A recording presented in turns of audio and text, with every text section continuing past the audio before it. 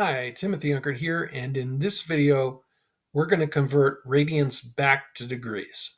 Okay, so I've included the standard header along with the math header and the main function, and we're going to create two floats. One float is radians, the other is degrees.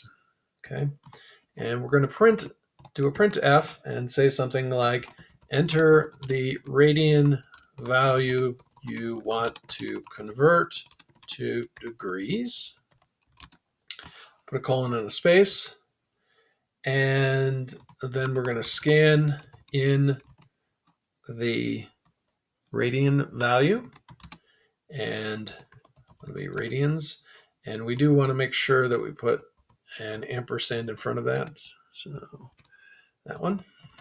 Okay, and we're going to say degrees. We're going to go in reverse from the previous video, so that's going to be radians times 180 and then divided by pi.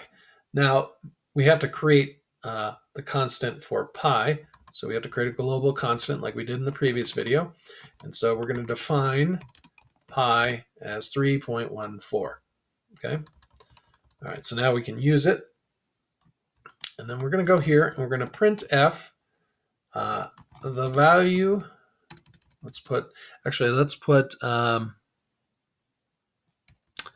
do a percentage f, and we'll do it to 4 decimal places.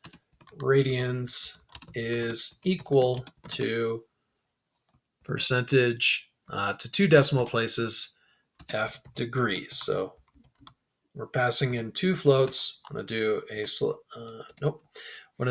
/n here, and we're going to pass in radians and then degrees. Okay, we'll end that with a semicolon, and then we will return 0 at the end of our main function. And let's save it, and let's compile it. So we'll compile radians to degrees, and we're going to output radians to degrees. Okay, and then we'll run it. Okay, and what's the value? Let's do 1.57, and we'll get 90.0 degrees. We can run it again. Let's do 6.28. We should get 360. We get 360 degrees, and we could do something in between, like 1.1. We get 63.06 degrees. So our program works perfectly well. And I hope you found this video interesting. If you did, please like and subscribe if you haven't done so already. It really does help the channel grow. I also want to thank you for watching, and I hope to see you in the next one. Have a great day.